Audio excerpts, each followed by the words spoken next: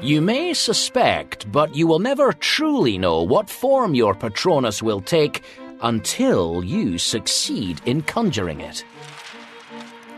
The strange power of the Patronus and its peculiar qualities are well illustrated by the ancient story of a shy, poor orphan boy called Ilias, whose Patronus went down in wizarding history.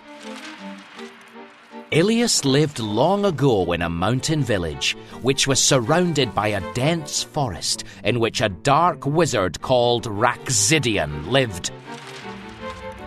In a black castle, guarded by Dementors.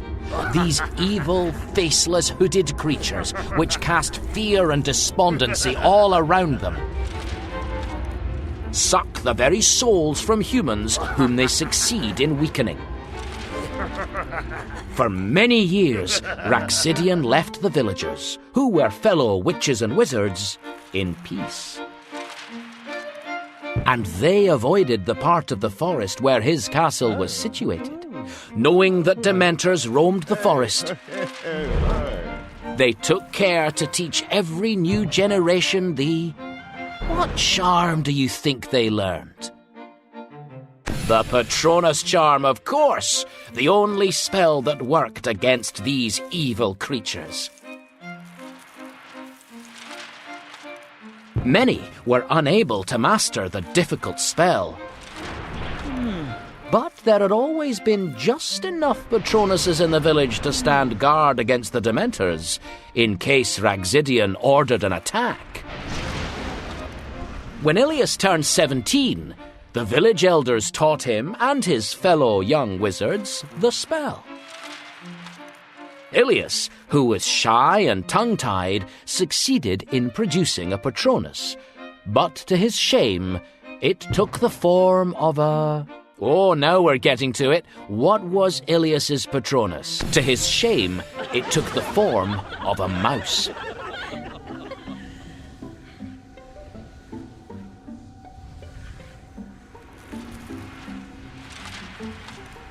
Everyone roared with laughter because they had never seen such a small, weak Patronus. And the elders advised the boy never to use the spell again. Shortly afterwards, a beautiful young village girl called Eliana, whom Ilias had always been too shy to talk to, caught the eye of Raxidian as she collected berries in the forest. Raxidian had decided that she would make him an excellent wife. Raxidian sent a demand to Eliana's parents, who refused to let her marry him.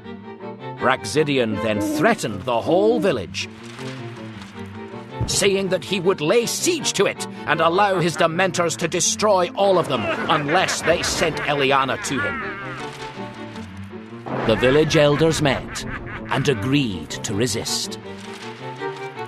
Eliana was sent to hide in the tiny shack where Ilias lived alone, and he was told to stay there and keep her company, because his Patronus was too weak and feeble to help. Wave upon wave of Dementors now attacked the village. At first, the villagers' lines of Patronuses, bears and wolves and wild boar, held firm. But gradually, the sheer numbers of Dementors began to overwhelm them. Slowly, the Patronuses grew weak and faint, and the witches and wizards casting them either collapsed where they stood or ran for their lives. "Do something!" Eliana implored Ilias. So he cast his Patronus, and the mouse shone like a star as it darted nimbly through the fleeing crowds. Its light was so powerful that, in spite of its tiny size, the Dementors were halted. Furious that something so small should thwart him, Raxidian now joined the ranks of the Dementors himself. Forgetting that only the pure of heart can produce a Patronus, He tried to cast a guardian that would shield him from Ilias's mouse. Only now was it discovered, for the first time, what happens when an unworthy but skillful wizard attempts the Patronus charm. Something gushed from the end of Raxidion's wand. They crawled all over him, hiding him from sight. Oh yes, what do you think came out of his wand? Oh yes, maggots gushed from the end of Raxidion's wand. They crawled all over him, hiding him from sight.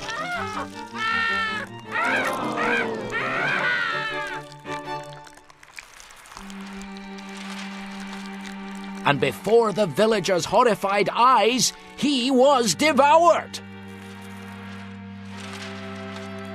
Ilias was acclaimed as a hero, married Eliana, and lived happily ever after.